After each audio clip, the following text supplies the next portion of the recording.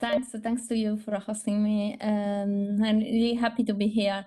Today I'm going to present a work and research that is going on since 3 years now. So the majority of this work has been done in collaboration with amazing people like Ahmed, Daniel, David Chofnes from Northeastern University, and part of it with Javadi, Yorgos, and Anya.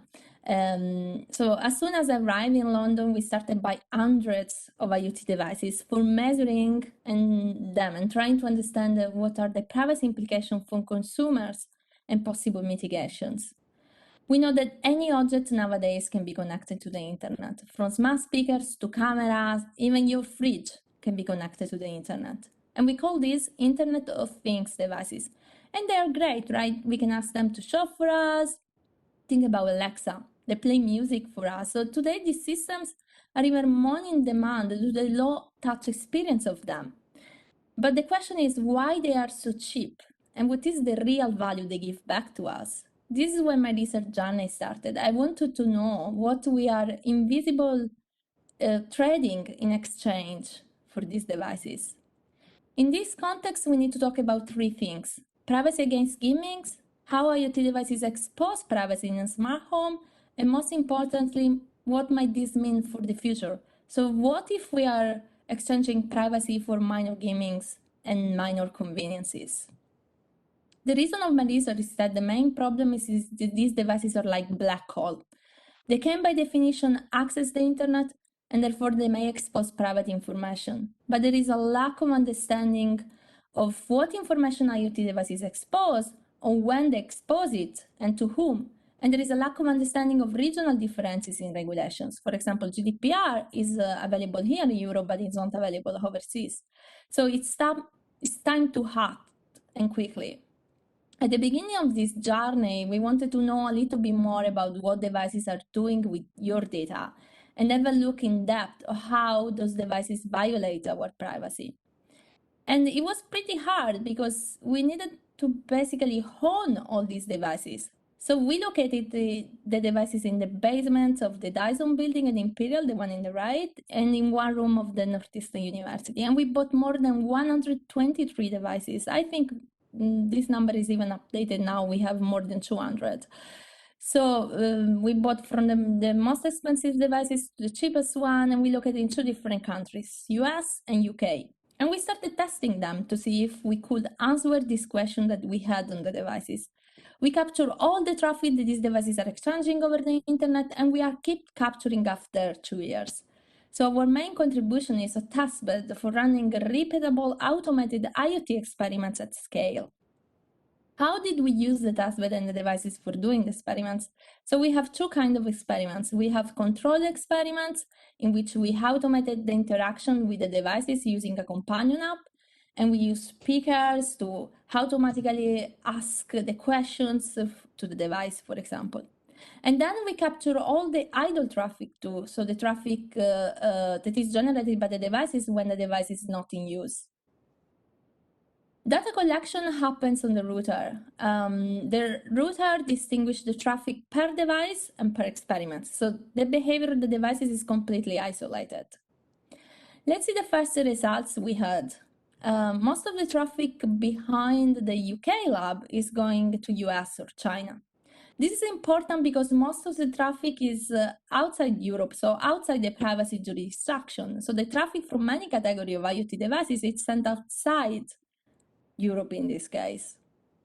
We found other privacy violations. For example, some popular doorbells were recording at each motion and send the recording back to the cloud server in another country, even if you, the user, did opt out for that in the app. Popular smart televisions were contacting Facebook, Netflix, Google, and some advertisement trackers. Smart speakers were activating without saying the wake word. So instead of Alexa, if we said, I like Star Trek, the smart speaker misactivates. This work has been published at MC 2019, and all the software for creating your own lab, sniffing the traffic, and run the experiments is available and open source at this link. We then studied better the unexpected behavior. In particular, we wanted to understand if smart speakers are listening to us. So we developed a methodology to play content to the smart speakers and detect activation, or better saying, misactivation. So the challenges here are basically three. How to expose smart speakers content. So the solution is downloading and playing Netflix content. So this is what we did. We play more than 200 hours of Netflix content to these speakers. Then another problem is how to detect activations. When a smart speaker activates, usually lights up, and we also serve some peaks on the traffic of the IoT devices, networking traffic. Or you can also get the misactivation recorded in the cloud for some of these devices, like for example, Google Home or Alexa. So it's possible also to use the cloud directly, the cloud data for understanding activation. We also develop a methodology for recognize misactivation from unwanted activations, like when the wake word is instead legitimate. And these are the main results. So there are consistent misactivations across experiments devices with the most recordings, for example, Invoke, Echo, Alexa Echo, HomePod. And they expose user privacy more often, so these devices are arriving to misactivate for up to 10 seconds. So this paper was published in PATS in 2020. And again, all data software is available for future research at this link. We then continue our journey behind the user home, and another first step to address this privacy risk is to hack directly at the inter-service provider. So try to identify and locate IoT devices in the network. While some limited solutions exist, a key question is whether devices discovery can be done by inter-service providers. In particular, it is challenging for an ISP to efficiently track and trace an activity from IoT devices deployed by its millions of subscribers, because traffic patterns across different IoT devices are very diverse. Deploying an agent inside the premise of an ISP customers is not scalable. Active measurements do not work with devices behind NATs, and deep packet inspection raise privacy concerns. So in this work, we develop and evaluate a scalable methodology to detect and monitor IoT devices at subscriber lines with limited sample data in the wild. In particular, we discovered that devices have repeated patterns of communication that appear even in sparsely sampled data. Detection rules can be generated using limited packet fields, and we detected from 77% of studied IoT manufactured in an ISP and another ISP within minutes to hours. Our methodology consists of 5 steps. So we generate ground-truth data, we check the visibility of the data in the inter-service provider, we generate the detection rules using combinations of domains and ports number, we cross-check the detection rules, and finally we detect the devices in the wild. To generate the ground-truth traffic, we consider 56 different IoT products in our lab, in our two labs, and we produce idle traffic and also active traffic for the two IoT testbeds. We have data from a large residential inter-service provider that offers inter-service providers to over 15 million broadband subscriber lines, and the ISP uses NetFlow to monitor the traffic flows at all routers in its network. We then generated the detection rules by monitoring the IoT devices. So the outcome is an IoT dictionary that contains mappings for individual IoT services to sets of domains, IP addresses, and ports. The amount of frequency of the network traffic that an IoT device is exchanged with its backend infrastructures varies from devices to devices, depending on the complexity of its services. So most devices are supported by their own set of domains, and for many of them, this is a small set containing less than 10 domains, destinations. This means that we cannot detect all the devices in the wild, but we can detect the majority of them. In fact, considering just a 1 hour interval, we detected more than 1 million subscriber lines with Alexa-enabled devices. And we noted some diurnal trends too. So increasing the number of observations helped to detect more devices. We detect IoT activity for 20% of the subscriber lines. We report the detection using an heat map where each column corresponds to a day and each row to an IoT devices with its detection level. So popular devices in the country of the inter-service provider are more prominent than unpopular ones or the ones that are not available in the country's market. Based on the ground truth traffic, we observe in our observation, we use a threshold of number of packets per hour to filter out subscriber lines that actually use Alexa-enabled devices in a given hour. Based on this threshold, we see the number of actually used devices reaches 27,000 during the day and weekends, following the diurnal trends of human activity. This work has been published at the Inter-Measurements Conference in 2020. Again, more details about the work, signatures for identify the devices, and data are available in this link. What we found is that most of the traffic is not going to the manufacturer, but it's going somewhere else.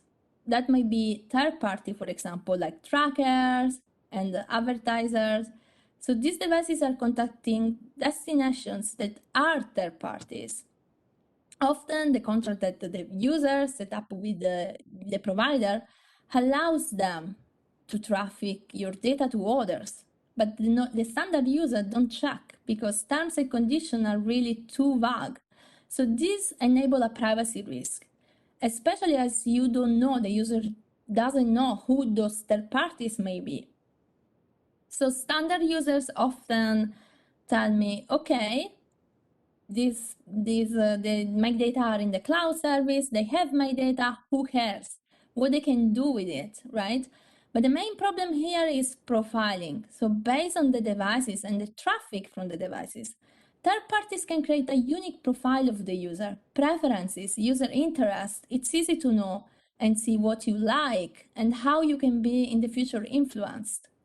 So we will have a massive influencing. Think about, for example, Facebook Cambridge Analytica scandal.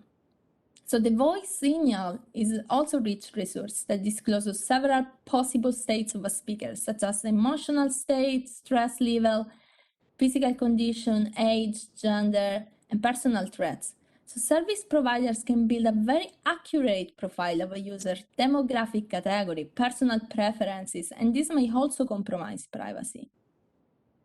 I think there is a more positive future at play, one where we achieve, let's say, transparency and privacy by default for the users.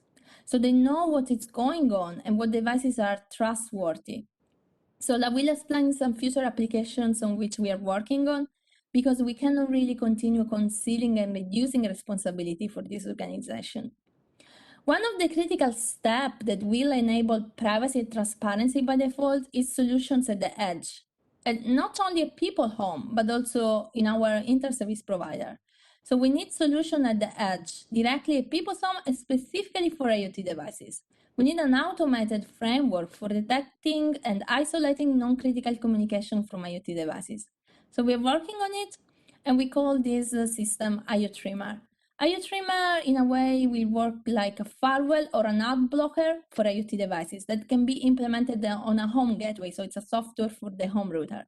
We start investigating this, and we are able to block already 61% of the destinations from 31 IoT devices without breaking the main functionality of the device.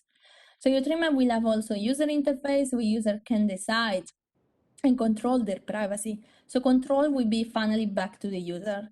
So I'm presenting now our more recent work, upset at PATS 2021, blocking without breaking identification and mitigation of non-essential IoT traffic. From our previous work, we learned that some traffic is essential and some it's not essential. So the idea is that we can block some non-essential communications and still be able to use the device.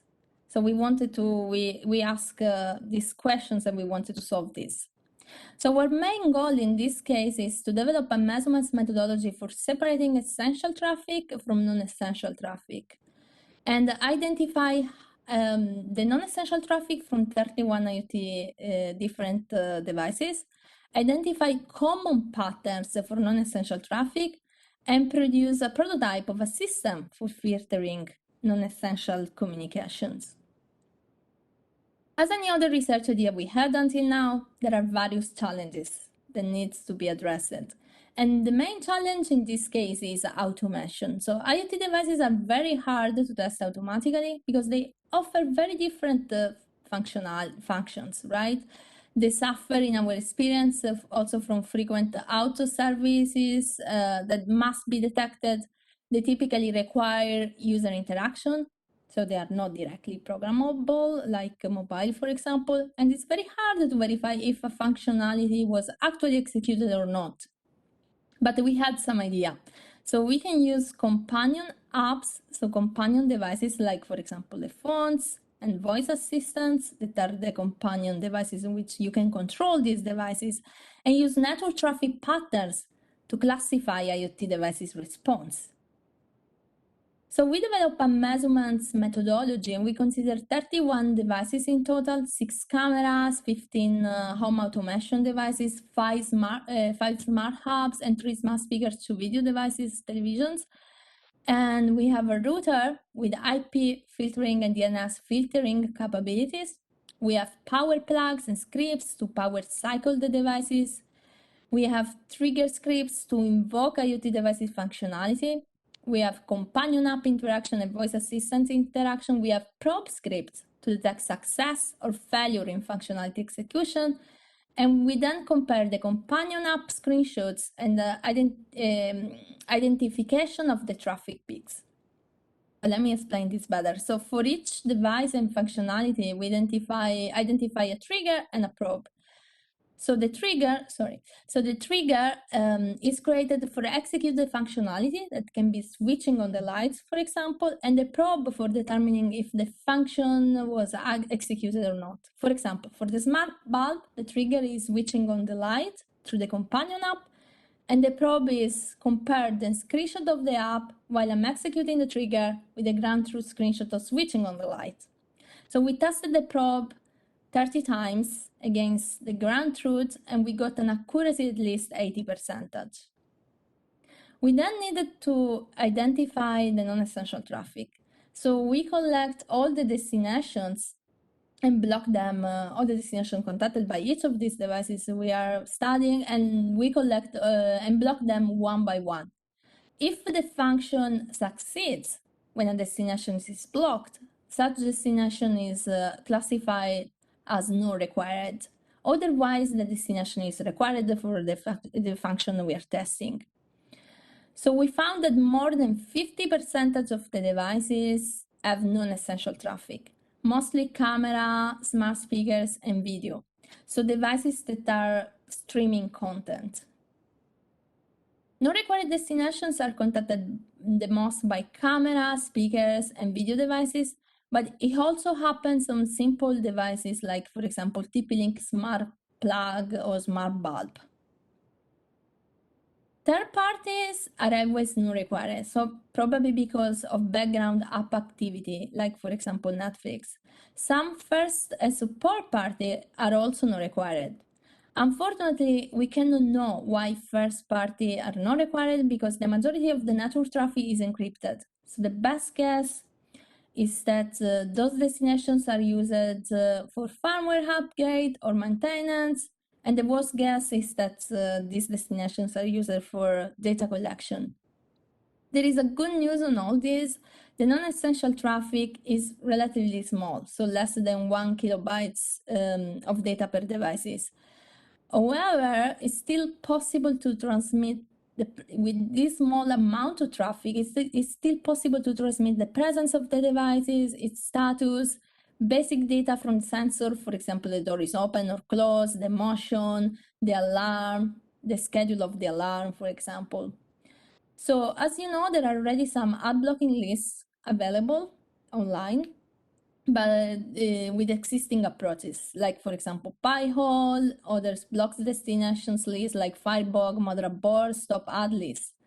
But these lists are mostly used for various web trackers, thus missing the non-required destinations specifically for consumer IoT devices. So what we did, we compare our non-required destinations with Pi-hole, Firebug, motherboard, and stop ad list, and up to only 6 out of 62 non-required destinations that we determine are in existing block lists. So public block lists are of limited help in blocking IoT non-essential traffic.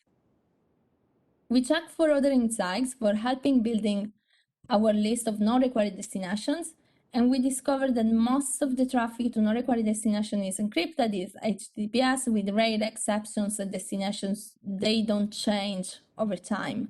So we did these experiments and we repeat the experiments for 6 months, and the destinations contacted were always the same. So this motivated the usage of our non-required destination list as the base for IoT blocking list. To mitigate non-essential traffic, we propose IoT Trimmer. So an IoT blocking system composed of a device acting as a router. This can be any device, like for example, even a Raspberry Pi. So with at least 2 network interfaces, one for the internet access and the other to provide connectivity to the IoT devices. The destination list, so the one that we call IoT Trim list, this is the list of the non-required destination produced in the lab. We anticipate that the destinations list will be maintained via options like crowdsourcing or via organizations that are willing to adopt non-required or required destinations measurements methodology on a regular basis. One of these can be, for example, in US Consumer Reports. So similar to what happens for lists to block trackers and advertisements from websites and mobile apps.